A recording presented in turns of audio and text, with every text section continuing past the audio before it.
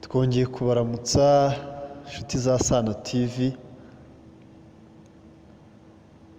Nk'uko mubimenyereye tubagezaho ibiganiro byubaka sosiyete yacu, sosiyete nyarwanda.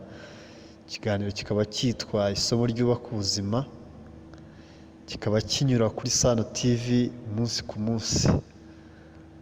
Nta kindi tuba tugamije ni ukugira ngo tuganire ibyakubaka sosiyete nyarwanda n'abandi babasha kumva ikinyarwanda, kugira ngo tugire ejo heza, tugire ibihe byiza mu gihe kiri imbere.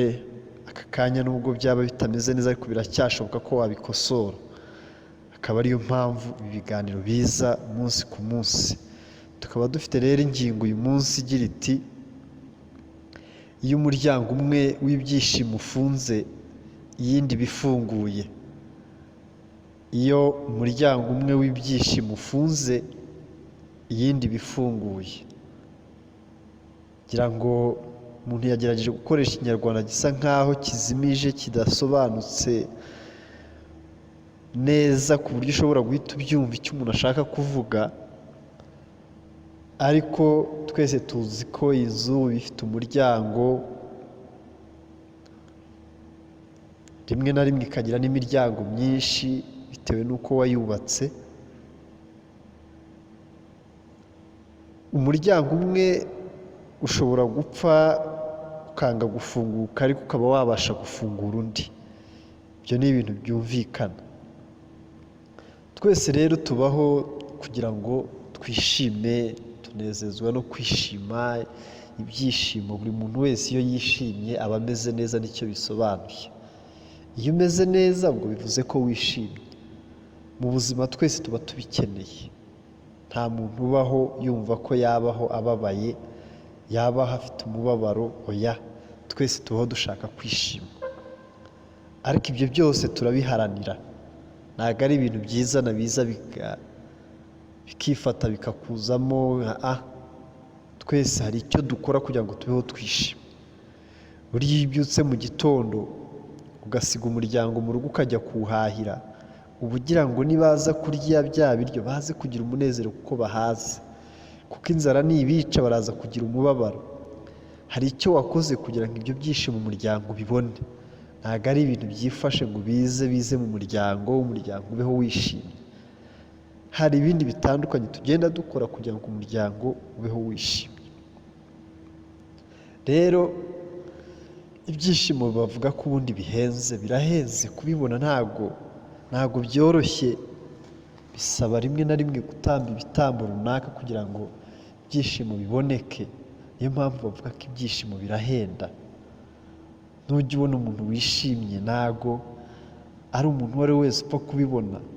Abantu benshi babayeho bababaye, batishimye, no kwishima byarashitse kubera ibyo yagiye ahura nabyo. Niyo mpamvu rero tugomba kubikorera, tugomba kubiharanira kugira ngo bitubemo, bitubeho. Impamvu rero twazanye iyi ngingo, mu byo dukora bitandukanye kugira ngo tubashe kubona ibyishimo, hari inzira unyuramo ugasanga irafunze pe, ugashaka icyo washakaga aho hantu ukakirukankaho, ugakoresha imbaraga, ariko umuryango ukanga gufunguka.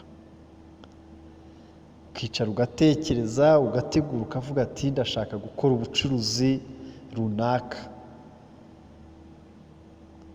Ubucuruzi ukabushyiramo imbaraga, ukabushyiramo amafaranga yawe. Nta kindi uba ugamije, ni ukugira ngo ubone inyungu. Iyo nyungu izakuzanira ibyishimo wowe n'abawe. Izo mbaraga watakaje, ayo mafaranga watakaje, ugasanga birafuze. Akenshi abantu niho bituruka, ugasanga havuyemo ibikomere. Ibikomere rwose, ugasanga umuntu aravuze ati sinzongera kugira gutya, ntabwo nzongera gukunda ukundi. Iyo ni sigamigani yagiye ivugwa n'abantu ba kera. Ugakundana n'umuntu rwose ugira ngo uzagire urugo ruzima, ejo bundi akagutenguha. umuntu ugajya kumva aravuze ati sinzongera gukunda ukundi, kubera ko wa muryango urafunze, ariko yibagirwa ko hari undi muryango uhari. Uwo mukobwa mwakundanye akagutenguha, uwo musore mwakundanye akagutenguha, ntabwo bivuze ko urukundo rwawe rurangiye. Uwo muryango nubwo ufunze ako kanya, uwo mukobwa kubera ko akwanze ako kanya, uwo musore kubera ko akwanze ako kanya, ntabwo bivuze ko utazabona undi ugukunda, nta nubwo bivuze ko nawe utakunda undi. Ntabwo ubuzima bwawe buba burangiriye aho. Ntabwo wagahise uvuga ngo sinzongera gukunda ukundi. Umuntu umwe nakundaga yaranyanze. Abantu bose ntabwo nta rukundo bagira, ugasanga abantu bose bahise bafata iyo myanzuro. Abasore bose nta rukundo bagira, abakobwa bose babaye indyarya, ariko hari indi miryango ifunguye, hakiri abakobwa bazima bakunda, abasore bazima bakunda rwose, bazaguha urukundo ukongera ukagarura ibyishimo byawe. Wikitesha amahirwe wumva ko ubuzima burangiriye kuri wa muntu. Oya, ntabwo biba birangiye. Ibyishimo rwose wabishakira mu wundi muryango kandi ukabibona, ukongera ukanezerwa. Ntabwo ubucuruzi bivuze ngo hano ndahombye, abakiriya birarangiye. Ntabwo birangiriye aho. Wajya no mu bindi ugakora, ubuzima bukongera bugasubira ku murongo, ibyishimo bikagaruka.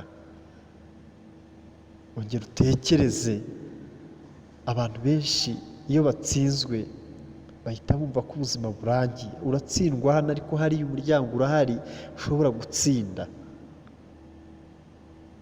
Umuntu arapfusha ababyeyi agahita yumva ko birarangiye, agatangira agata umutwe, agasara, akajya yirirwa arira, umwaka ugashira arira, umwaka wa kabiri ugashira arira, uwa gatatu ugashira arira.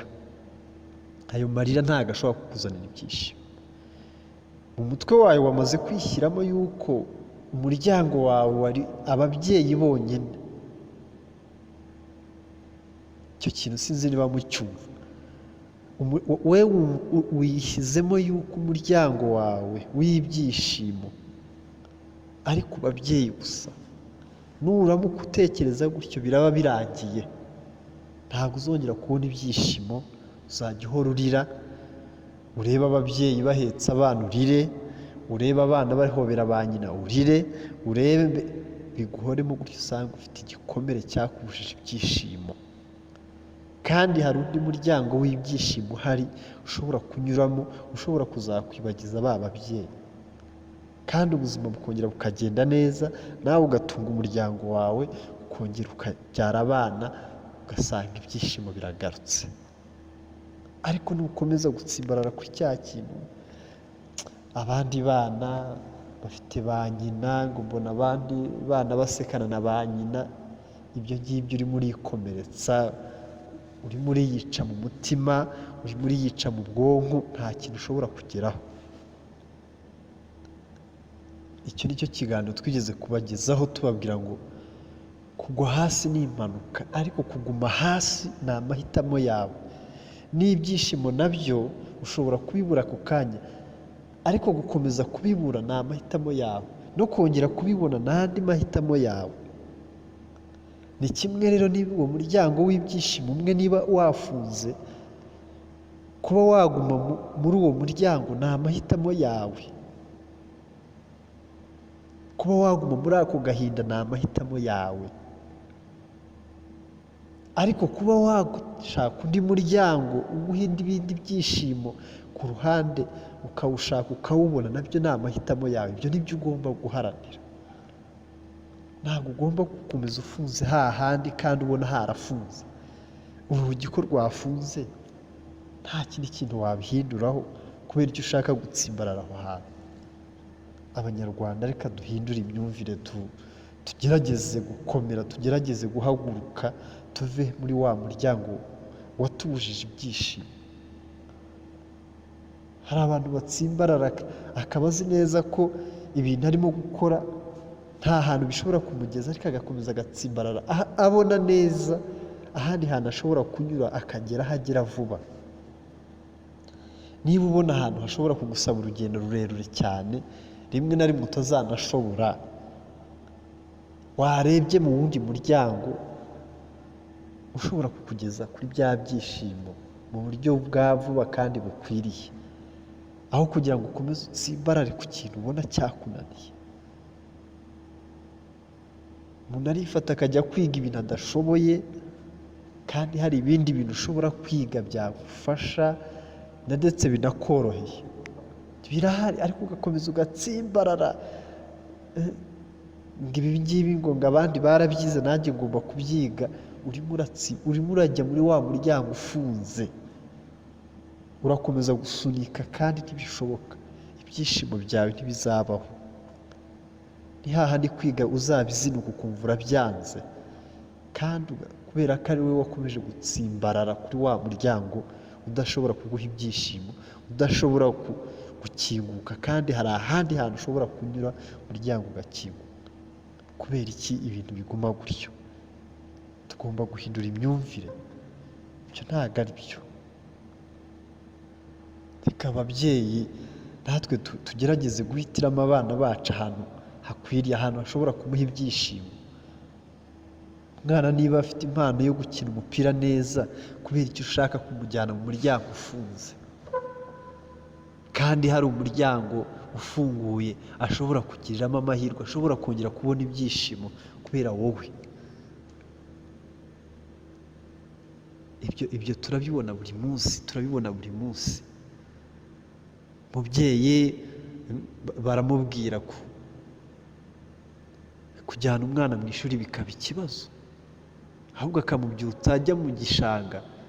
Mu by'ukuri urimo uramujyana muri icyo gishanga mu muryango ufunze, ukamubuza amahirwe yo kuba nawe yakiga akagira ibyo amenya bimurimo, agakura ubumenyi ahandi hantu, igihe cyazagera akabukoresha akabibyaza umusaruro.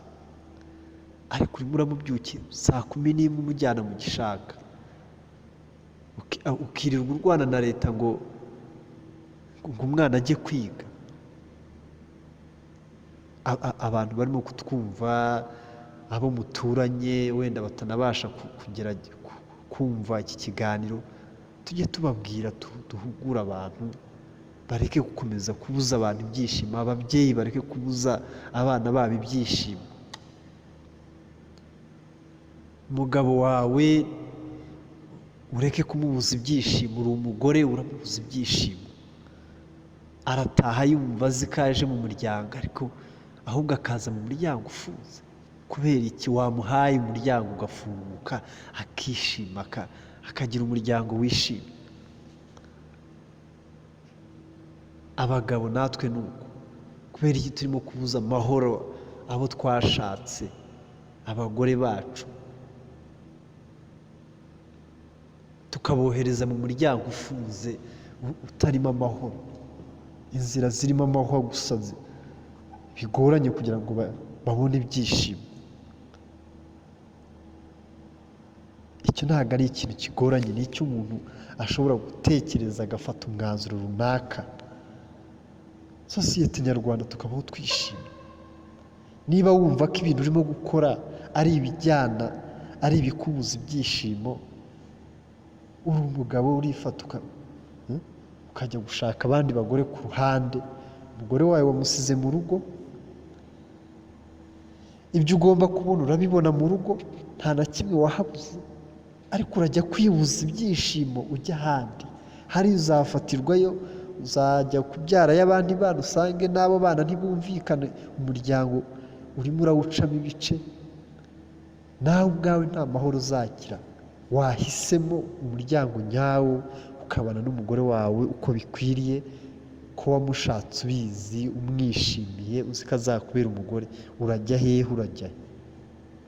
Urimo uribuza ibyishimo, urimo urafunga imiryango y'ibyishimo byawe, urimo urishyira mu makuba utabizi.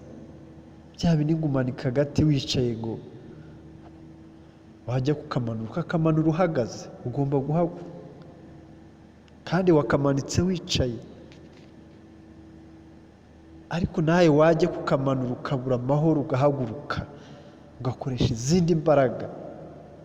Uwo mugore, uwo mugabo urimo guca inyuma kugira ngo uzongere usubize urugo rwawe ku murongo bizagutwara imbaraga nyinshi cyane, kandi wakabaye ibintu warabitunganyije mbere bikagenda neza.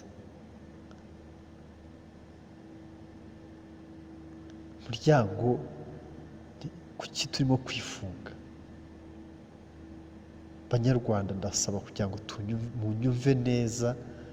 Ibi byose umuntu abivuga kubera ko abibona, ntabwo ari ibintu umuntu aba yikuriye mu mutwe. Birashoboka rwose ko twabaho mu mahoro, twabaho twishimye. Ibibi ntibizabura, ntabwo bizabura kuza kutugeraho, ariko natwe ubwacu bisange atari twebwe tubyiteye. Hari ibyo twizanira, hari ibyo twakirinda. Ntabwo uzabura gukora agisida. Wowe ushobora kwirinda ugatwara imodoka witonze, ariko undi akaza nk'umusazi akakugonga. Iyo ni agisida, niyo mpamvu tuyita impanuka. Ariko natwe ubwacu hari ibyo twakirinda. Niba ikintu ubona iki kitakujyana mu nzira nyayo, ishobora kukibera icyo udafungura indi nzira ngo ariyo unyuramo, ikaba hari aho yakuganisha hazima. Niba ubu bucuruzi bwanze, ugacuruza ukabona ntibigenda, kuki utajya mu buhinzi ngo ubukore? Kuki utajya mu bworozi ngo ubukore? Kuki utajya mu bindi by'ikoranabuhanga ngo ubikore? Ariko ukomeza gutsimbarara ahantu uzi neza ko byanze, ibintu bidashoboka. Kubera iki? Icyo bita kwishakira igisubizo, nta bindi ni ibi. Ugomba gutekereza ukavuga ati ibi bintu ndimo gukora hano hantu harafunze, ntabwo bishoboka hano. Kubera iki ntashakira ahandi? No ku rwego rw'igihugu erega nuko bigenda. Niba umubano w'igihugu umwe wanze, kubera iki tudashobora kureba ahandi hari inyungu, akaba ariho dukomereza? Niba tubona ko twabonamo inyungu, kuki dukomeza gutsimbarara ku bantu badusubiza inyuma, ku bantu bashaka gukomeza kuducamo ibice nk'Abanyarwanda? Kandi hari aho twagendana tukagendana neza muri gahunda zacu, mu mishinga yacu, muri plani yacu, ibintu byose bikagenda neza. Kuki dukomeza gutsimbarara ku muntu umwe ngo ningira gutya kubera iki? Kandi harafunze. Turashaka gukora bakatunaniza, turashaka kugira hakatunaniza. Kubera iki? Abanyarwanda, reka duhindure imyumvire,